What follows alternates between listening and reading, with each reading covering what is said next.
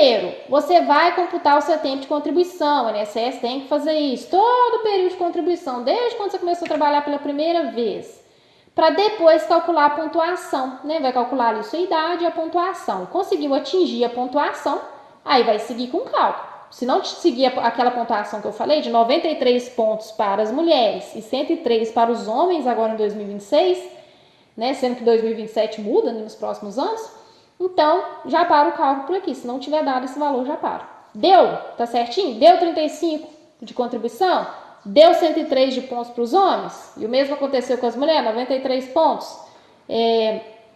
30 anos de contribuição, pelo menos 180 meses de carência, ó, verificar, carência, deu certo? Próximo, vamos passar com os cálculos. Agora vai calcular o seu salário de benefício, que é o quê?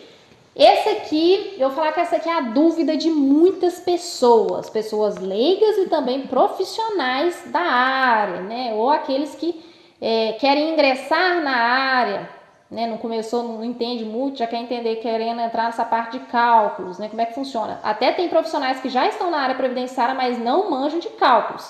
Aí fica perdido nesse ponto aqui, que eu falo que essa aqui é a parte principal, né? Então preste atenção como é que é esse cálculo aqui, ó. O cálculo do salário de benefício é o seguinte: para fins de cálculo de tempo de contribuição, o INSS computa todo o tempo, desde quando a pessoa começou a trabalhar pela primeira vez, pela sua contribuição. Agora, para fins de valores de média, salário de benefício, a média contributiva, vai considerar de julho de 1994 para cá, até o mês que antecede o pedido de aposentadoria. Então, vai fazer o quê?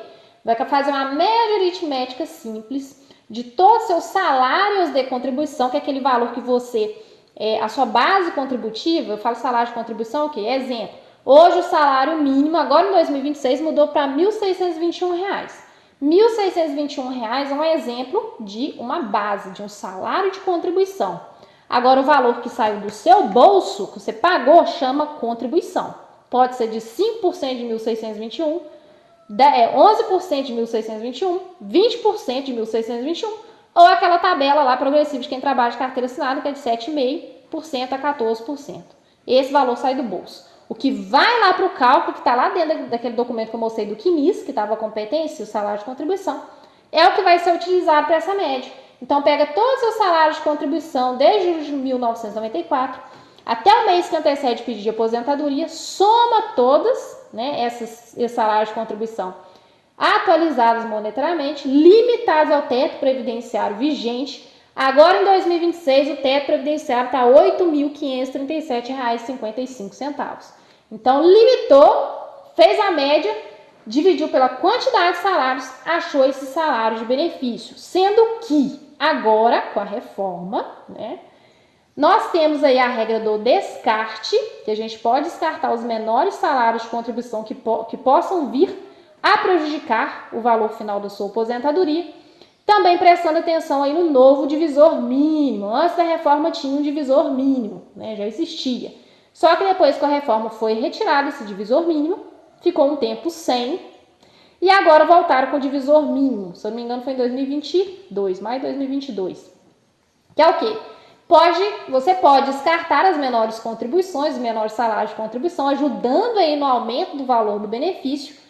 Só que você tem que deixar pelo menos 108 meses. 108 meses após julho de 1994. É assim que funciona. Lá dentro do meu curso, eu mostro na prática como que funciona esse cálculo aqui.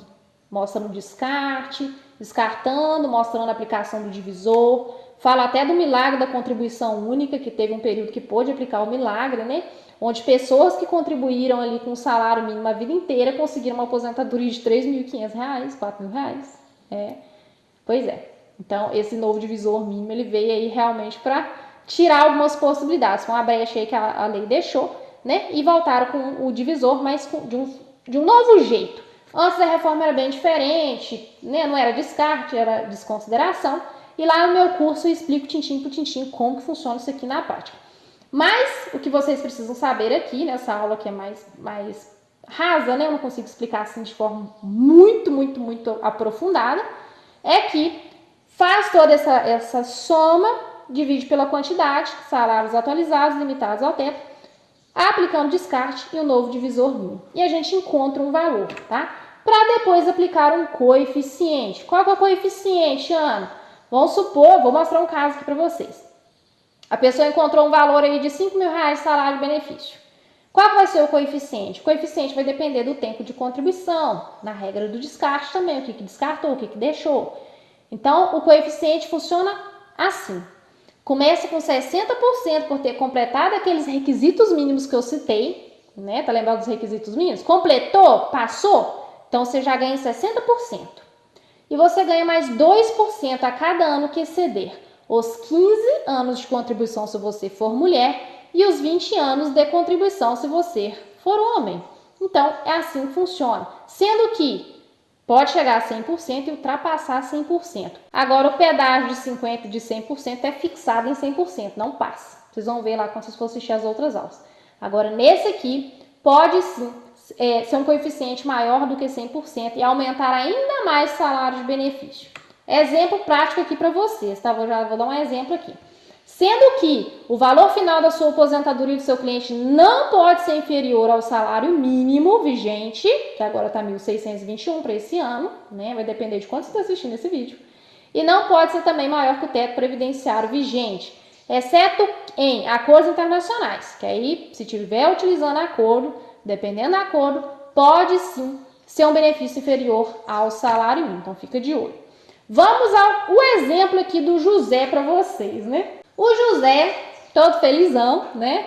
Com 64 anos de idade, tem 39 anos de contribuição, 460 meses de carência. E aí, ele já pode se aposentar na regra dos pontos?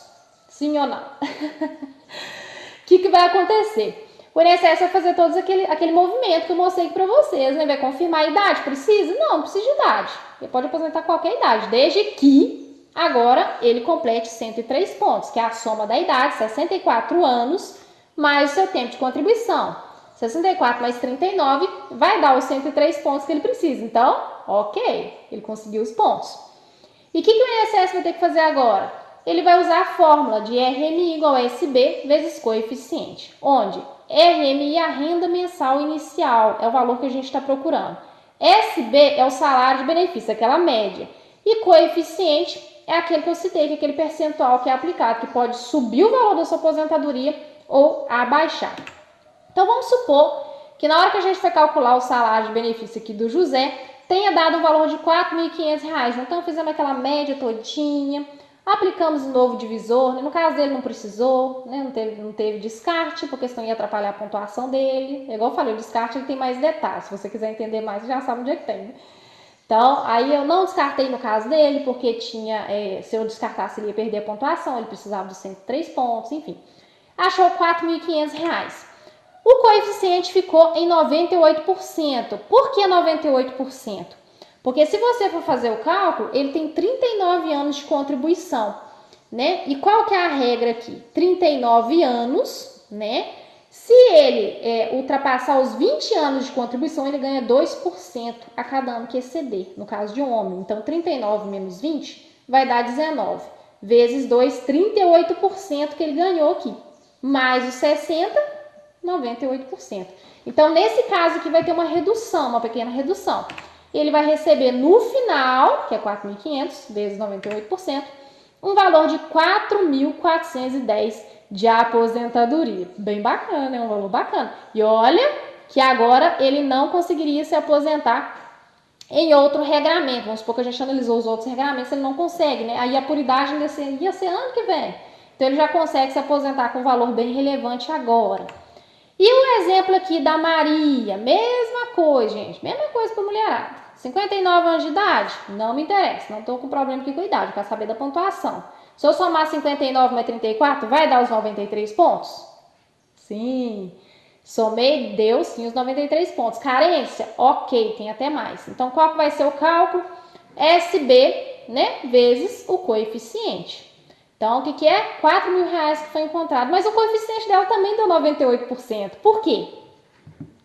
Né? Por que deu 98%? Porque para as mulheres funciona o seguinte. Vocês prestem atenção. ela tem 34 anos de contribuição e para as mulheres ganha 2% a mais a cada ano que exceder os 15 anos de contribuição. Então, 34 menos 15 também dá 19. 19 vezes 2, 38. 38 mais 60, 98%. E no final, ela vai se aposentar aí com R$ 3.920. E a Maria tá toda feliz, né? Com 59 anos de idade, se aposentando com 3.920. Não é para qualquer um, né? Então agora, gente, ó, eu sei que você está se perguntando, tá, Ana, eu entendi a regra dos pontos, né? A restrição por pontos. Já entendi que são 6 regras de transição, que tem seus desmembramentos, né? Por mais que tenha as pessoas com deficiência, os professores, os trabalhadores rurais, né? As pessoas que trabalham expostas a agentes nocivos, tem conversão de tempo, tem aposentadoria exclusiva utilizando especial para agentes nocivos, né? Ou perigosos. A gente sabe que tem esses desmembramentos, mas eu tô vendo aqui que você tá me explicando os principais. Eu quero trazer todos, tá? Bem específico mesmo, para você aprender. Mas lá no meu curso tem, todos específicos. A minha intenção aqui é realmente mostrar para vocês como que funciona. Pra vocês entenderem que não é só aposentadoria por idade. Tem muita gente que acha que é só aposentadoria por idade ou só aposentadoria por tempo. Não, por quê? Dessas 6 regras que foram criadas, uma é para substituir a antiga aposentadoria por idade. Então, a antiga aposentadoria por idade foi criada a regra de transição por idade. E os outros 5, né? Pedaço 50%, pedaço 100%, tá por pontos que eu estou explicando hoje. Transição por idade, né? Tempo mínimo, né? Idade progressiva. E também aqui a especial para agentes nocivos, são todas aposentadorias por tempo de contribuição. Todas elas exigem o mínimo de 30 anos ou 35 anos de contribuição. Mulheres e homens, né? No caso, homens 35, mulher 30 anos, né? Então, para vocês entenderem, né? Eu já expliquei essa parte aqui para vocês, né? Então, o beabá do negócio aqui é o quê? Que vocês precisam saber. E aí? Qual que é o melhor regramento, né? Cada regra tem um tipo de cálculo, tem um requisito diferente, pós-reforma, antes da reforma, né? Direito adquirido. Mas e agora, Ana? Como que eu mostro aqui para o meu cliente? Como que eu mostro? Ana, eu sou a pessoa que estou querendo aposentar. Como que eu sei qual que é a melhor aposentadoria? O que você tem que fazer? Bom, primeiro você não deve confiar no simulador, igual eu falei. Não dá para confiar, né? Por uma série de motivos. Segundo, dá uma olhada no seu CNIS para ver se ele está certo ou está errado. E já corre atrás aí da correção dele. Eu aconselho até fazer um estudo primeiro, né? Que é o caso que eu vou mostrar aqui para vocês, antes de entrar com a correção. Porque às vezes você entra com a correção agora e depois precisa corrigir de novo depois, gasta dinheiro 2 vezes. Então, primeiro planeja, descobre qual que é a melhor aposentadoria, já investiga ali certinho o CNIS, que precisa ser ajeitado, conserta o CNIS para só depois entrar com o pedido de aposentadoria. Esse é o caminho, gente, não tem outro não. É esses 3 passos aqui que eu falo com os meus clientes. É por isso que eu falo para começar do começo. Não passa a carroça na frente dos bois, não dá errado. No caso aqui do nosso escritório, a gente tem o método PEA, que é um planejamento de aposentadoria, um planejamento estratégico de aposentadoria, onde nós enxergamos a aposentadoria dos nossos clientes como mais uma forma de investimento e não a única forma, né? De aposentadoria, rendimento futuro. Você quer se aposentar só pelo INSS? Ou você quer ter outras fontes de renda? Tem gente que paga durante 15 anos, se aposenta com o mesmo valor que a pessoa que pagou 35 anos. Eu já trouxe casos aqui para vocês, gente. Essa pessoa que pagou 35 anos, ela investiu muito mais. Ela poderia ter guardado, investido em outro lugar para ter 2 aposentadorias, uma pelo INSS e outra em outros lugares. Então, esse é o nosso objetivo, sabe? Mostrar qual é a melhor regra dessas aqui e também qual é a melhor forma de pagamento, investimento, estratégia. Tem gente que tem dúvida, como é que eu faço para aposentar com R$5.000? Tem como? Tem, é possível. Tem casos que não tem jeito mais. Então eu falo que quanto mais rápido você fizer seu planejamento, melhor para você. Então eu falo que é tempo, né? Investimento é tempo, né? Aposentadoria é um investimento, né? Então precisa de tempo. Então nós vamos mostrar o melhor código de pagamento, a melhor base de pagamento, salário de contribuição, né? Quanto que realmente você tem que pagar de INSS, a base do salário de contribuição que você tem que usar, por quanto tempo, até quando. Tem gente que fica pagando aí 30 anos direto e às vezes já poderia pode parar de pagar e fazer só os ajustes ali anualmente. Então tem formas de pagar o INSS, é por isso que a gente tem o método PEA. E eu estou entrando aqui no nosso caso real de um cliente que ele chegou muito convicto que ele ia se aposentar na regra do pedágio 100%. Aí eu acho engraçado, toda vez que chega alguém, eu sei que eu vou aposentar no 100%. Eu tenho certeza, só quero saber valor. É só o valor que eu quero saber. Aí eu falo assim, sei não, hein? Vamos ver se é isso mesmo. Porque às vezes a pessoa chega tão certa daquilo ali, às vezes tá até cega, né? Não, é 100%, é 100%. Ou é por idade, eu só quero saber valor. E às vezes não é, gente. Aí acaba aposentando. É errado, escuta só. Então essa pessoa aqui, eu fui investigar o caso dele, né? Realmente ele tem direito ali aos regramentos, vocês estão vendo aí na tela. E o pedágio 100% realmente é um tipo de aposentadoria que ficou assim muito